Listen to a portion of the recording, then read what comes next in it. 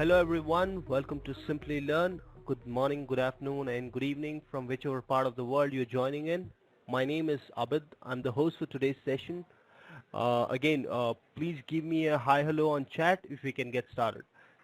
Let me know you are able to hear me.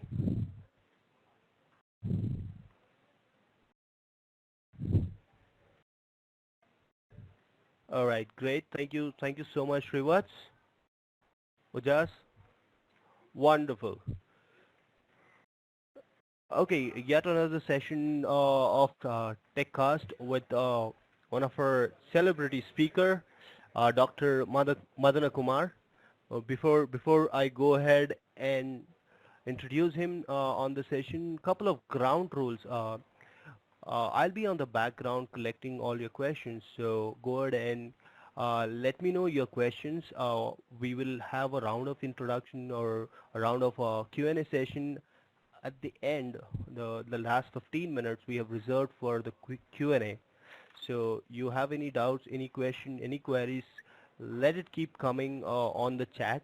I will be collecting those and I will be sharing that with our speaker today. Okay, and when the session ends you will be directed to a survey form. We request you all to take up the survey and give your valuable feedback. So without any further ado, let me go ahead and introduce our speaker for today.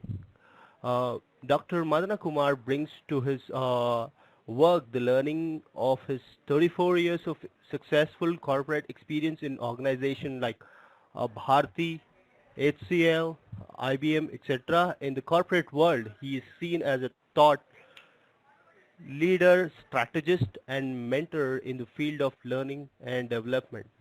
His innovative way of linking talent with business results have brought numerous laurels to the organization he has worked with, including the coveted Brandon Hall Award and listed in the Learning Elite list. In his current role, he's shaping and implementing the talent development strategy of mid-sized global IT company called UST Global to bring in the significant business impact for the organizations. Dr. Madana holds a PhD in business administration. He has a dual bachelor degree in BSc and BE in electronics and communication engineering from Indian Institute of Science. He holds an advanced diploma in business administration with HR specialization from All India Management Association and a certificate on leadership awarded by Cornell University from USA. Let me go ahead and unmute Dr. Madana now. Hello, Dr. Madana, can you hear us? Yes, Abid, I can hear you. Thank you. Well, welcome on board, sir. I'll go ahead and pass the presenter access to you. You can display your screen and we'll start the session for now. You have any question before we get started? I'm good. Thank you. Wonderful. Okay, right. Thank you. Thank you, Abid, and hello, everyone. Once again, as Abid said, good morning, good afternoon, and good evening, depending on where you are logging in from. It's a pleasure to speak with you this afternoon.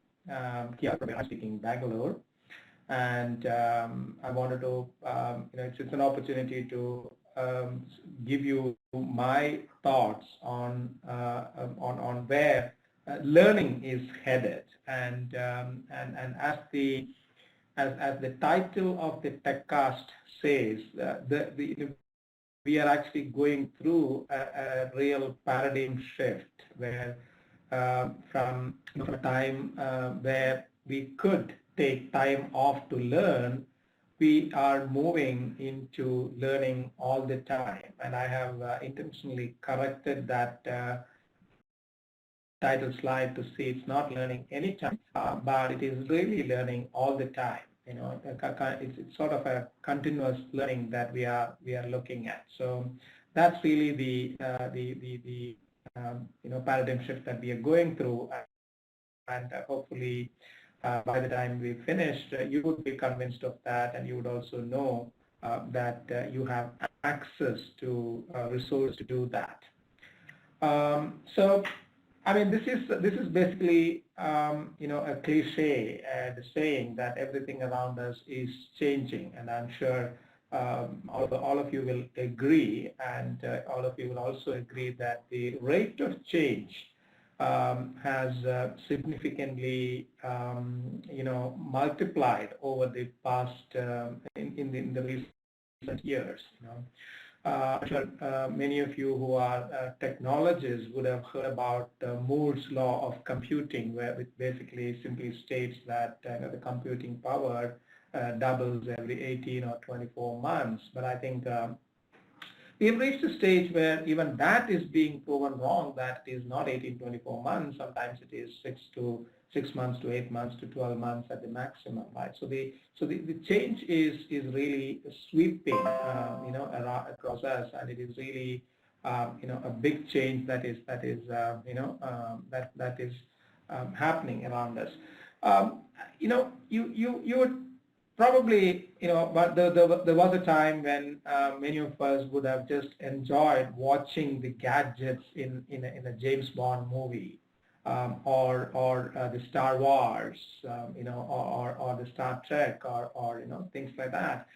If you really look at these movies, these science fiction movies, 5 years, 10 years back, and look at what we have today, you would realize that many of them are real. I mean, self-driven cars at one point in time didn't even exist in science fiction, and today it is a reality, right? And robots are reality. They're doing work, all around us. So the whole concept of science fiction is going away, and the rate at which science fiction is becoming reality is really very, very fast. And I'm sure all of you are experiencing that change. Look at the mobile penetration in India, for example. How quickly it has caught up, and where it has reached, and things like that. So I think we need to first understand that concept, that everything around us is changing, and changing at a very fast pace, right? So many of you probably know Thomas Friedman, who wrote the book The World is Flat several years ago. And one of his current books is called Thank You for Being Late. In this, he brings out an interesting aspect. And he says that the rate of change in technology has finally overtaken the human adaptability. And so there was a time, probably in the 20th century, early 20th century, even up to late 20th centuries, where the technology was lagging behind, the human adaptability. I mean, you look at things like, for example, electrification, right? I'm sure it took several years before it became common. Public transportation, it took several years before it became available to common man, and things like that. Flying, it took really several years before it So these are all technological changes that have been going on, but the human adaptability was always faster than what the technology could offer. So in other words, we human beings were actually waiting to see what's coming next, and we could easily adapt to it.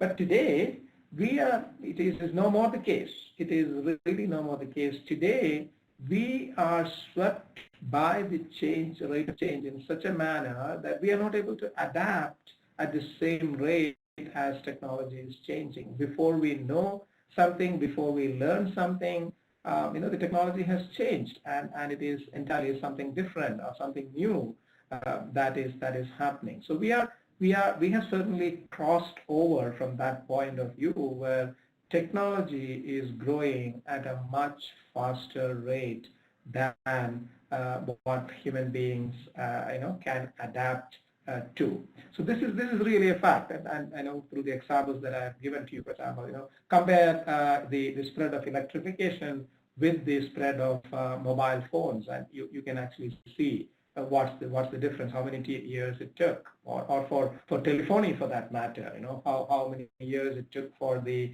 old the old mechanical exchanges to get replaced to where we are today, where it has become so accessible to everyone and things like that. So it is a real fact that the technological changes are certainly overtaken the pace at which we human beings can adapt to them. And if you look further into this, you would really see that the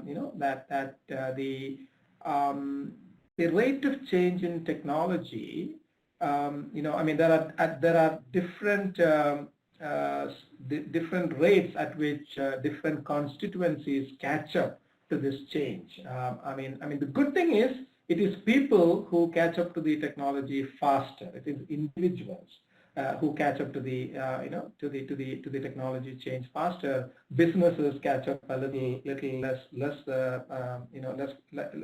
slower, and then of course the public policy comes up lagging behind.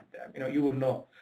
Typically, if you take an example of, for example, if you take the case of Uber, right? The whole concept of this shared car service came up, and it was working before people started thinking about how do we regulate that type of an activity. So it is not the public policy which came first, but it is the technology which came first, and it is several years later that the public policy on regulating that or bringing them under labor laws or safety laws or whatever it is, it comes in together. So you can really see the gap between what technology can do and how businesses or public policy are lagging behind. Again, the good news is that we as human beings are the closest to adopting technology as individuals than businesses are or public policy is. If you really look at the employment scenario, let's go to the employment scenario and take a look at what is happening there.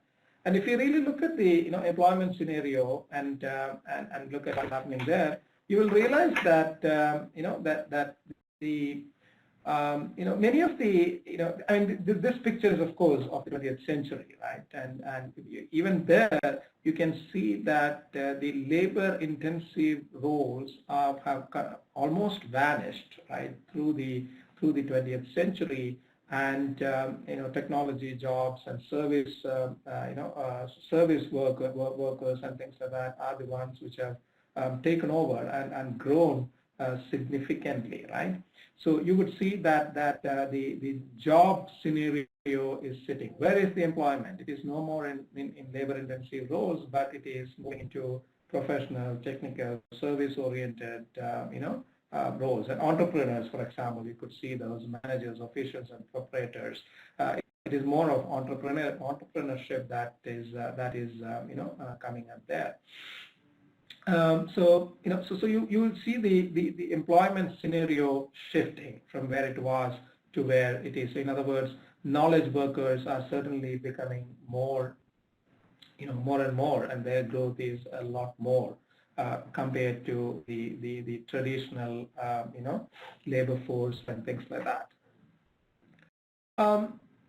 I mean, that was, of course, 20th century, but if you look at the 21st century itself, or late 20th century to early 21st century that we are in, if you look at our century, you would again see that the employment, again, the complete employment ecosystem is undergoing a major change, right? And you can see some of them, like almost all the jobs are actually, you would see the rate of growth is going down. It is no more growing at the same rate as it used to be earlier.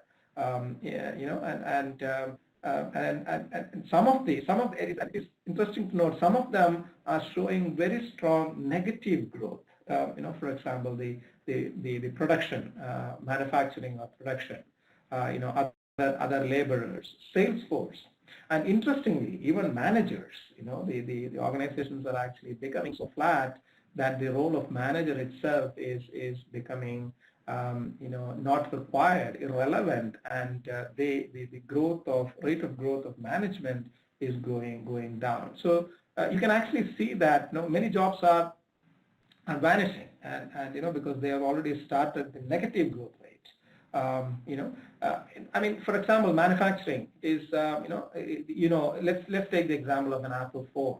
The Apple phone is, all of us know that it is manufactured in China, while the design and the concept and stuff like that happens in the Apple office in the US, and it is manufactured. So if you look at, but if you compare the revenue per head in a manufacturing plant, it might probably be in the range of $2,000 to $3,000 per head, while if you look at the revenue per head of the Apple design center, it is almost 14 to 15,000 US dollars per head. And so that's the type of difference that is coming to, again, from between knowledge, innovation, and creativity to repetitive production activities and things like that. So I mean, and I think the answer is pretty clear, pretty evident. What is causing this drop in all these jobs? It is obviously the rise of artificial intelligence and machine learning and robotic process automation and stuff like that many of you know about. So it is no more. So in other words, robots are no more a science fiction stuff. They are real, and and it wouldn't be probably be an exaggeration to say that probably the next job that we could aspire for could be to become an assistant to a robot, right? Of course, it is another thing to know that if the robot itself needs to be created by a human being and the brain of the human being, and that needs to be programmed and all that stuff. But but this gives you an idea about where our jobs going to be. It potentially be so things like artificial intelligence, things like self-driving cars, self-driving trucks, things like Internet of Things, where where the refrigerator could be ordering your next supplies. You don't need to necessarily, and it will be automatically, without any manual intervention. Your refrigerator could place an order, and a drone could deliver it, and and it could potentially replenish the refrigerator by itself, and and then the refrigerator gets updated and it closes the thing. So it is going to that extent where things are becoming automated, and to a great extent. I'm sure all of us by now know the shopping centers of future payments. I mean, the banks might actually become extinct, and it will all be just virtual banking. I'm sure many of us nowadays do not walk into a bank, right, to do transactions. Probably maybe once in a year or once in 2 years is when we actually might walk into a bank branch, and so I mean, so basically what we are saying is that the whole scenario of employment is certainly changing. And at another level, what's also happening is life itself is getting a little redefined. The stages of life itself is getting redefined. And there's a book written by by Linda Grayton and Andrew Scott, which is called The 100-Year Life. Maybe at some point in time you could go and read it. Very interesting book. What it says is, of course, the longevity of life expectancy is increasing, and so people are living for more years, and that creates a problem. And the problem is when you live for a lot more years, what do you do with all those years? And then you can't just be working for 30 to 40 years as it used to be today. you would probably be working for 60 to 70 years, right? So that you're productive, you're earning, you are able to sustain yourself and all that stuff. So if you really look at a conventional way of, the conventional life stage, it more or less look like this. You're born, you go to school and college, so there's an education phase, and then you join an organization, or you start working, and after work you retire. So it basically used to be, of course, a three-stage life model. You get educated, you get to work, and you retire, right? That used to be a simple model of life that most of us know about, right? But what is happening currently, especially with life stages getting expanded, and the lifespan itself getting expanded, and the innovations that are coming in, and the job scenario changing, as I explained in the previous slide, what is happening is the whole life is becoming multi-stage. It is no more a three-stage life that we are looking at. It is no more a life where we get educated, get a degree, work, and then retire. No, it's no more that.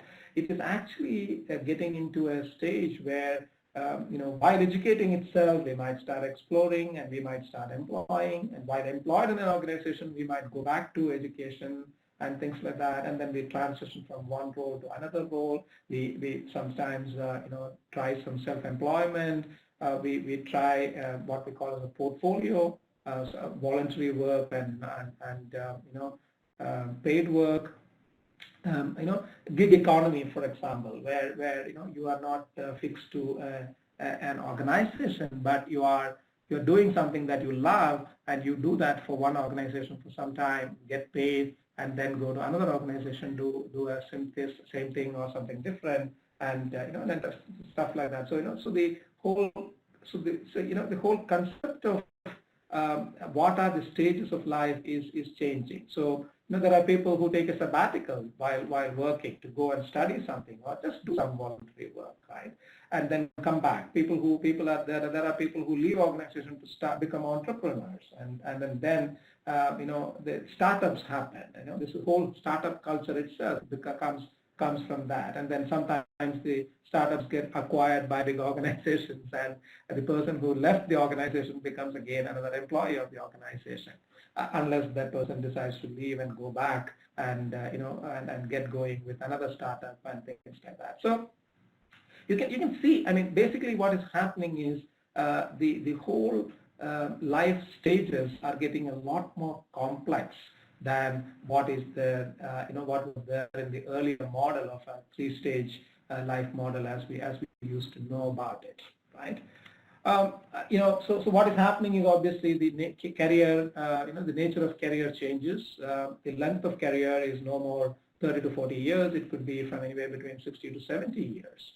And what is also predicted is that the average tenure of a job could be as low as 4.5 years, and a skill could maximum last up to 5 years, right? And no more than that. And after that, it is no more relevant, and things like that. So these are some of the changes that is happening from a career, or from a overall life point of view. So we got to be able to prepare ourselves for all of this.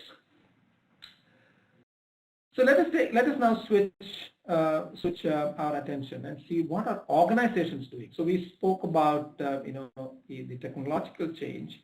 We spoke about the life changes, and let us now look at organizations. What are organizations going through? Actually, again, I'm going to look at organizations first from a talent point of view. Okay. So the talent transformation activities in organizations are now centered around 3 elements, and the first one is engagement, the second one is the capability, and the third one is the organizational design itself, the design of the organization itself. Right now, so basically what is happening in the engagement side is that the organizations need to prepare themselves to engage with very diverse workforce. Like you saw, is 60 to 70 years of work, so you will have multiple generations of people, multiple people with very different thinking preferences and abilities and age group and gender and sexual orientation and all that stuff, right? And then of course people generally are, nowadays especially, people are born to learn, right? They're very well connected, right? So those are some of the things that organizations from the engagement point of view. From a capability point of view, what we are looking at is actually the innovative nature of how can organizations be innovative? How can the talent help the organization be innovative? How can they provide a narrative instead of just going by the rule book and stuff like that? And how do they adapt to a digitized world itself, right? And of course, the organizations themselves are changing significantly. They are becoming agile. Decisions are made on the fly. They are becoming project-based. In fact, the hierarchical organization structures are no more valid or no more active. Becoming flat. They're becoming global. Part of the work is done in some part of the world, and another part is another part, and mostly entrepreneurial. So those are some of the changes that are happening from an organization point of view. If you look at the organization of the future, actually you would see that things are going to be very different. They're going to be very different. It is no more efficiency or effectiveness that will matter. It is learning, innovation, and customer impact that will matter. It will not be hierarchical anymore. It will be collaborative, right? It will not be based on business functions or silos and stuff like that, but it will be based on work projects. What is most relevant to the client and things like that. It is the proverbial corporate ladder where you climb up the corporate ladder step by step and finally reach the CEO position will not exist anymore. Advancement might as well mean that you go through. It's more like a ball of wool. You go through many assignments and experiences, multifunctional stuff, and all that stuff before you can really grow into a leadership position there, right? And it is not through promotion or not through it is not through authority, but it will be through influence that people become leaders, and they would be the culture would be that of safety and risk-taking and innovation rather than of fear of failure and perceptions of others, right? People need to be innovative and be able to go by a playbook approach rather than a rule-based approach, and so roles and responsibilities will change regularly. It is no more that I have a job description, I stay with that job description, and then can succeed in my job and things like that. So this is going to have a significant impact on careers and learning too, because it is no more that managers or organizations can tell people what to learn, what they need to learn and stuff like that, because employees decide what they need to learn, because they know what is their team needs and what they know what is their individual career goals, right? And we already talked about it. Careers will go in all directions. It is not just up or out. It will go in all directions. And people are self-driven. They will find their own career directions with help from others. Corporate L&D function, for example, it will not be an honor of any learning activity or learning content, but it will primarily focus on providing curation and technology and stuff like that. Learning, that is of course the topic of this TechCast itself. People will learn all the time through bits and pieces and micro-learning, classrooms, groups, on the job, and all that stuff. So, learning technology will be sort of always on. It's like when the broadband came into existence, right? The always on internet. So it's going to be like that. when some of you might remember when things switched from the dial-up to the broadband, right? So it is no more a dial-up mode of learning. It will be a always on mode of learning that will be prevalent, right? And content will be available for everyone, and the credentials will come from anyone. It will come from peers. It will come from someone who is sitting next to you.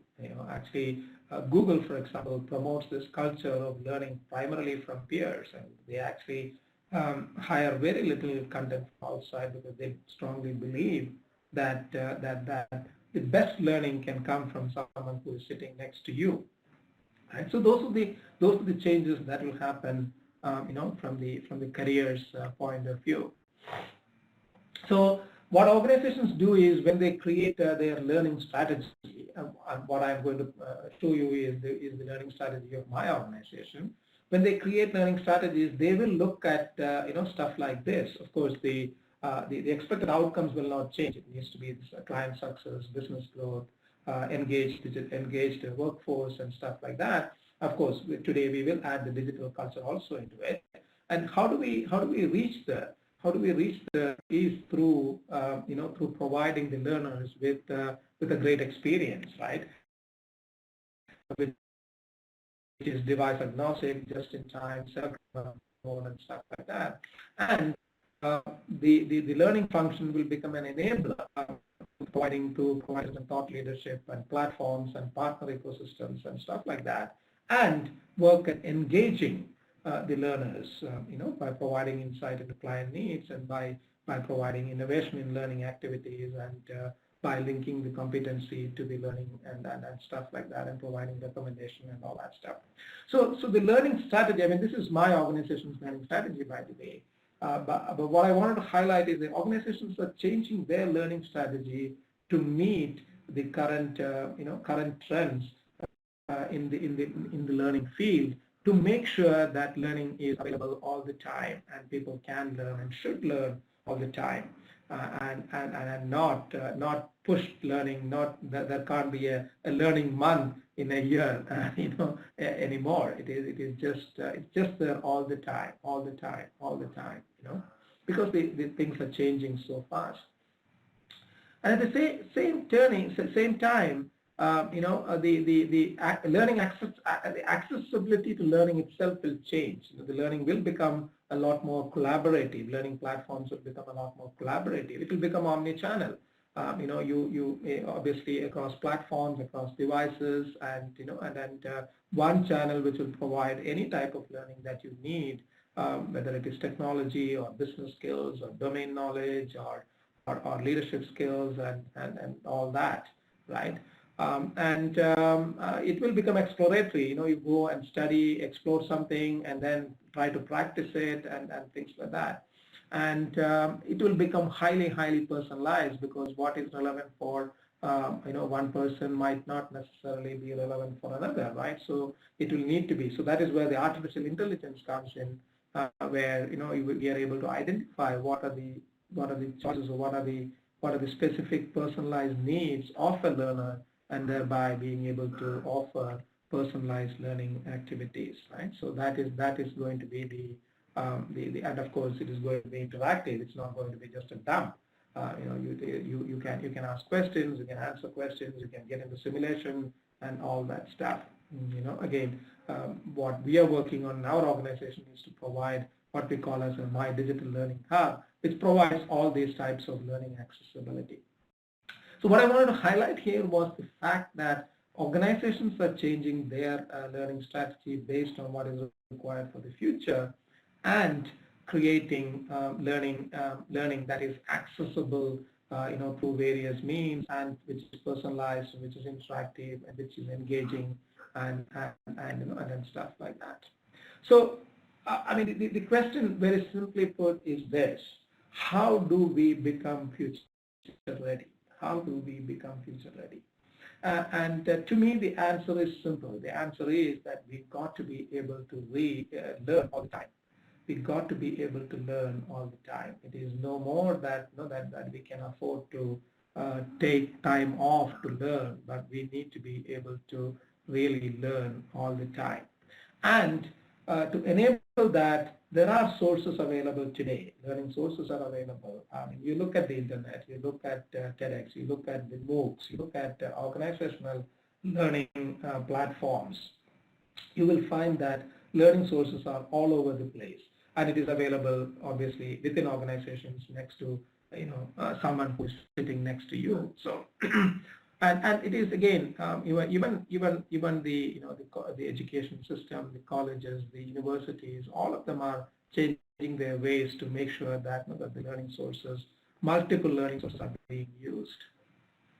Self-directed learning is becoming a major thing, and it is important that each one of us jump into that bandwagon of self-directed learning.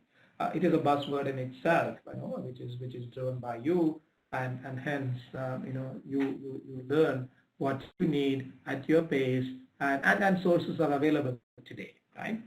And today again, the learning sources available and the learning content available are there to help you learn based on your learning preference, whether you want to read, you want to hear, you want to see, you want to play around with, everything is available there. So whether it is, books, audiobooks, videos, or games or simulations, you have all sorts of those learning material available which meets any learning preference. So I mean, none of us really can have a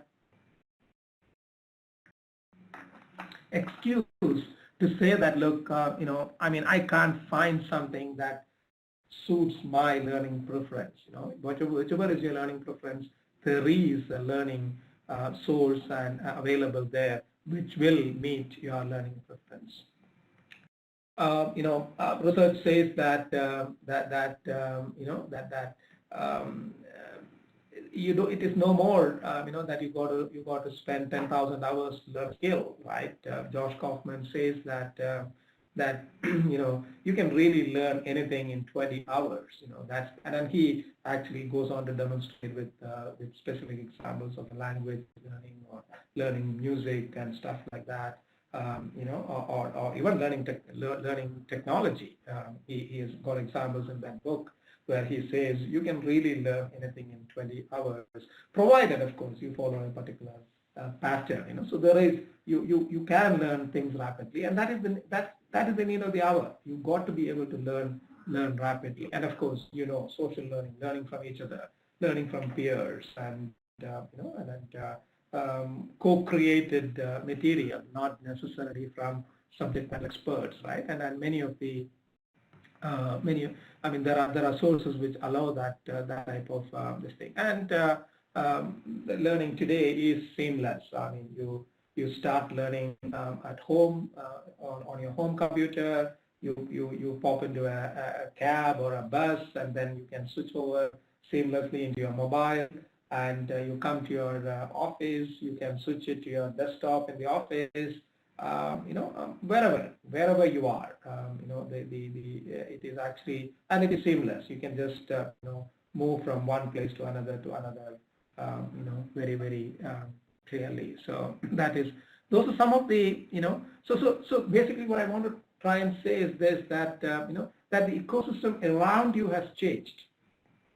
And it is providing you with an opportunity to learn all the time, through everything that I have listed here and more, right? And so basically, to wrap it up, let me just state this: when technology change was lagging behind human adaptability, or when human adaptability was changing at a faster rate than the technology, we could afford to take time off to learn and come back, and we wouldn't have lost anything. We can easily catch up because we were anyway ahead of the technological changes, right? So there was sufficient time for us to get off, the grid, as it is called, go learn something new and come back and pick up from where we left off, because the technology wouldn't have caught up, right? So there was a gap, and we could afford to do that, afford to do that. But you remember where we are. We are on the other side of the curve. We are on the other side of the curve where the technological changes are happening at a much faster pace than what human beings can adopt to, and which means there's only one way we can catch up. One way we can adopt, and as I have shown in the previous slides at the beginning, the only way we can catch up is by learning faster and, of course, governing smarter and things like that. But for us as individuals, it is only by learning faster and learning, and learning all the time. So unless we really learn all the time, we have no hope of catching up. So this is really what I want to I want to leave you with, right? What I want to leave you with is this, that the ecosystem around us has significantly changed, right? And the technological changes are happening at a rate much faster than what human beings are adopting to. Professions are changing like nobody's business.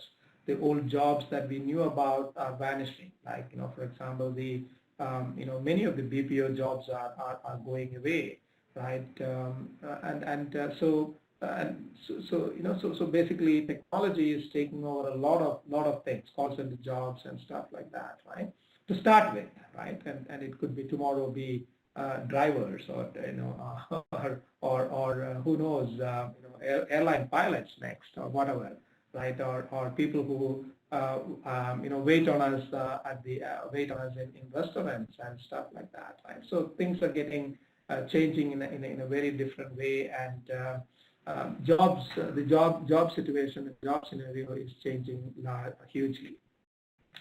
Thirdly, the life stages are changing very differently. Life stages are, is changing in a manner that that basically shows that we are.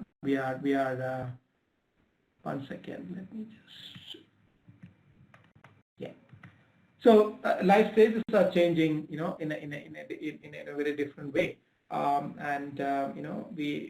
are no more in a three-phase life where we get educated, get a job, and then retire. We are getting into a complex life stage, which is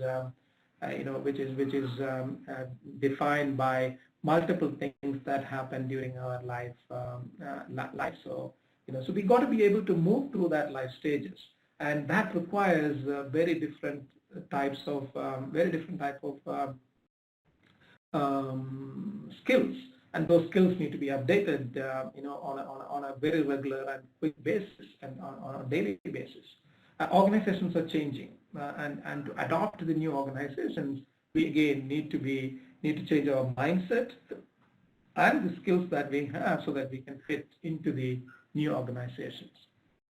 And to repeat, the good news is that the ecosystem is providing all those opportunities, so we don't really have have an excuse as to not to learn, while on the go. It is there. All those learning resources available to us are there. So that's where I want to stop and ask, see if we can have, answer some questions and things like that. Over to you. Do we have any questions? Abid? Fantastic, sir. Thank you so much for all the expertise, opinion you provided. Yes, of course, we have a couple of questions coming in. Let me start off with the first question from Bala. The question is robotics will not become a threat to the human being? Yeah. Yeah, it's a good question, and my personal belief is never. If you look at the history, Bala, if you study history, you would see that there was the same question was raised when computerization first started. I think when core banking computerization started in banks, people used to be afraid that a lot of people in banks are going to lose their jobs, and at that point in time, the trade unions raised this issue, and and all that stuff, right? Same case happened with railway reservations, for example. What happened to railways, and if the reservations and things like that are computerized, and and things like that. When Uber and Ola and all started, I think we still have those confusion about, hey, aren't the normal taxi drivers going to lose their jobs, right?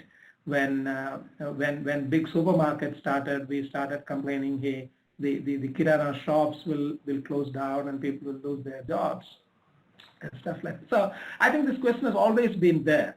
When something better comes up, won't we be losing jobs, and is it going to be a threat and things like that? So I think my answer is that that human beings are created in a very, very special way, and so we will always find higher value added work to do, and that's really why I'm saying that that we need to learn all the time, because if we don't learn all the time, we will not be able to catch up, and we might likely to be. So the answer to the question is yes, there is a risk of it becoming a threat if we don't learn. But if we learn all the time, if we make learning a habit, no way it is going to be a threat to you, because you would be the one who would be controlling those robots. Thanks for the wonderful explanation, sir. And the second one is coming from one of the managers, says how manager can transform into themselves to sustain the future to sustain their future in the job market. Oh, lovely. Yeah, that's something that I love, talking about. So the trick here is very, very, very simple. I think managers first and foremost have to accept the fact that they cannot manage, quote unquote, manage by using power or position or authority, right? Again, let me quote Google for example. Google actually, a couple of years back, took away all the powers that a manager has. Now, typically, when you look at a manager, you know that the manager is the one who has the power to hire, who has the power to recommend termination, who has the power to recommend a promotion, to give a salary increase, to do a performance appraisal and rating, all that stuff. So you generally associate the word manager with these type of powers that are there. But what Google did was path-breaking. They took away all these powers from managers, and that is going to be the trend. What Google did is just setting the trend. It is going to be the trend. So what managers need to do to be able to be relevant and to sustain in the future is to be able to manage, or I would use the word lead, without authority. In other words, influence without authority, right? I mean, I call it servant leadership, but then not everybody likes the term servant leadership as such. But if you don't like the term servant leadership, it's all right. But the fact is that all of us will need to learn how to influence without authority, so that we can still produce results. We can still produce or drive the team to the goals that are set without necessarily having to rely on our power, authority, position, and stuff like that. And to do that, I think we need to basically focus on three things. One is we need to be content experts. We need to have an expertise in some field or the other. So we need to be what we call a T-shaped leader, where we generally know a lot about some things, but we also know something in deep. So the T-shaped leader is what I would. So we need to have content expertise in some area that will be of value to the organization. The second is, of course, the relationship, or let me put the process. The process of leading, which is again, like I said, without the authority, without the power, without position? How do we still lead in the process in the organization? And the third is what I call as a relationship, which is self-explanatory. We've got to be able to build a relationship with our team members and be able to influence them through that. And if you want to remember this, you can remember the term CPR, which you know what CPR is all about, right? So what managers would need in future is a CPR to really lead with influence and not authority. Great. Thanks for that answer too. And one more question coming in terms of distance education. Okay, so it says the distance learning courses and the degrees are not being considered for most of the organizations, and finding the right job and from the B schools. What's your opinion on it? So will there be any improvement in the thought process of an organization? Ah, so yeah, that is certainly true at this point in time. The distance learning, degrees taken through distance learning is certainly considered inferior to the degrees taken through residential programs, right? But my assessment is it will change. It will change. Now, how soon it will change is not something that I can predict, but it will change. And and there will be a time when the degrees got through the distance learning mode or online mode will be as valid. I mean, for example, that it's already in the Western world. It is already changing. The Western world nowadays does not differentiate between a degree that you got through an online degree or a residential degree. They have already reached that stage, and I'm sure the other parts of the world will soon catch up and give that the same this thing. Now, to do that, of course, it will not happen automatically. That is where the educators also need to have a greater role to play. The quality of online education needs to improve significantly and then be at par with what can be done in the residential education. So there is a responsibility on the educators too. So it is not just the policy that needs to come, but the educators also. Again, remember, as I pointed out in one of the first slides that I said, public policy always plays catch up, and it is the public policy that takes maximum time to adopt the technological changes. So be patient, it will come. Great. Again, thank you so much for that answer. And there's one certification question where is certification the only way to adapt to a new way of learning? How would the working mother cope up with this era? So the working mothers have a different responsibility at home, taking care of their kids, social responsibility, etc. So how will they cope up with the technology involved at the current situation? Yeah, actually, technology is making it, I would say, a lot easier for people like that who need flexibility, working mothers especially, who need flexibility, flexibility to learn from anywhere, any place, and things like that. So, if at all anything is being done, technology is actually helping them, so that they don't necessarily need to, move away, and then they can learn at their own pace, in their own place, and and then using and being where they are. So it is just a matter of I think planning in a manner that it can still be done. So I would say technology is an enabler for working mothers to acquire additional skills and things like that. Now, the certification, of course, is always, basically organizations, when you go for job and things like that, they do need some sort of credential to show that is you have a particular skill, because they can't obviously evaluate all the skills that you have through an interview or a test, and that's why organizations rely on certification. So it's always better to to take up skill development which will provide you with some sort of certification which are valued in the market.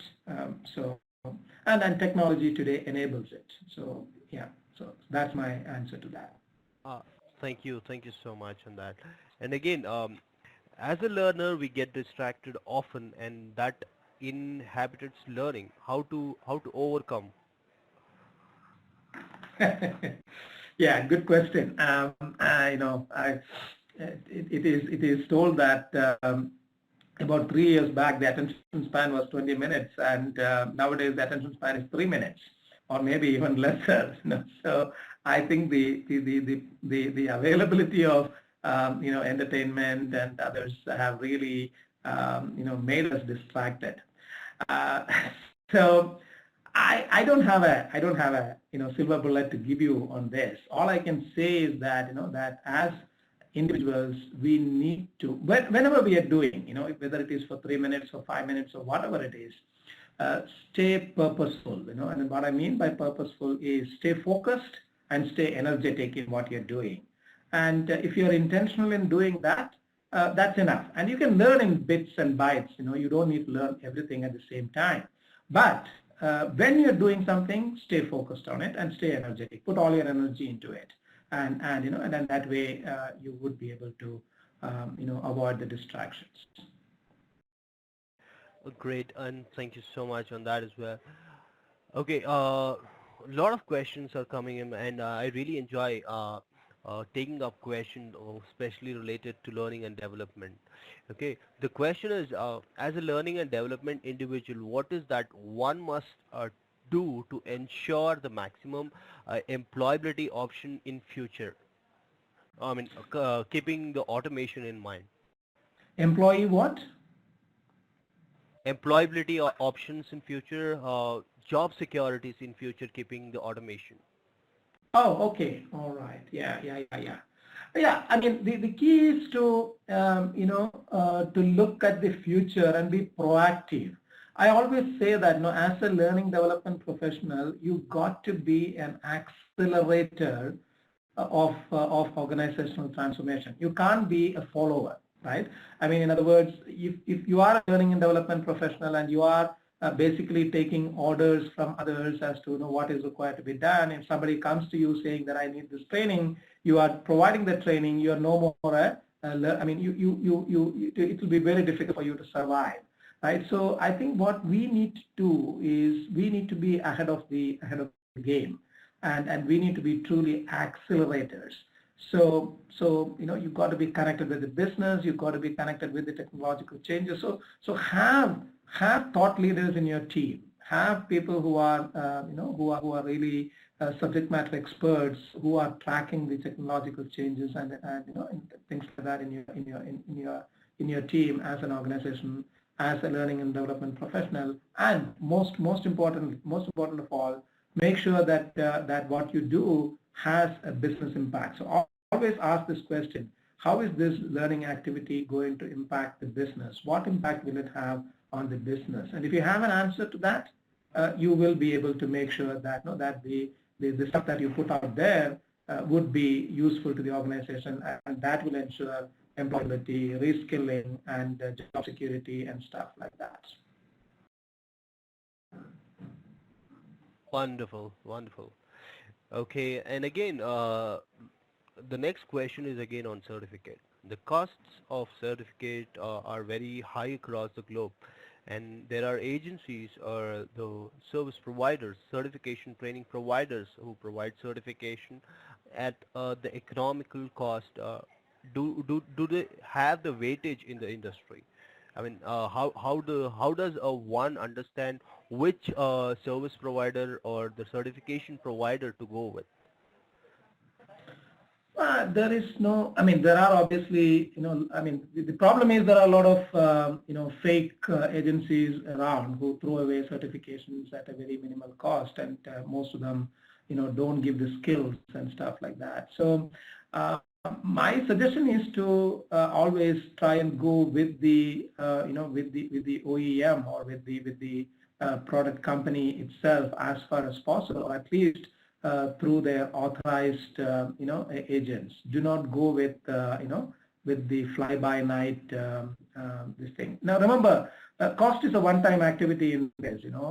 Once you get the certificate, it is the skill that will matter and not the cost will be forgotten. So I agree that sometimes we have to take that call on getting the cost and things like that. But there are workarounds around that, through educational loans and stuff like that if it is important enough. But I would always advise not to go with the fly-by-night operators who come, who surfers, who give you certificates at low prices and then vanish and have no market value at all. So be careful there. Completely agree with you, sir. And one more last question, and with this we can close it. Does online certification have the same weightage as offline certification? Yes and no. Basically, if you are looking at technological certifications, yes, many of the technological certifications done online have got the same value as as if you would have probably done through a classroom and things like that. Some of them, of course, require that you go through a couple of classroom sessions and things like that, but they are changing right now. So from a technological point of view, yes, the certificates that you gain online are more or less, it is the same. But I also have to say that when it comes to, let's say, an academic degree, that is where there is still a difference. A residential program is always considered at a higher value than an online or a distance education type of thing. So I'm not sure which constituency the question was addressing. If you're talking about technological certifications, yes, it is the same.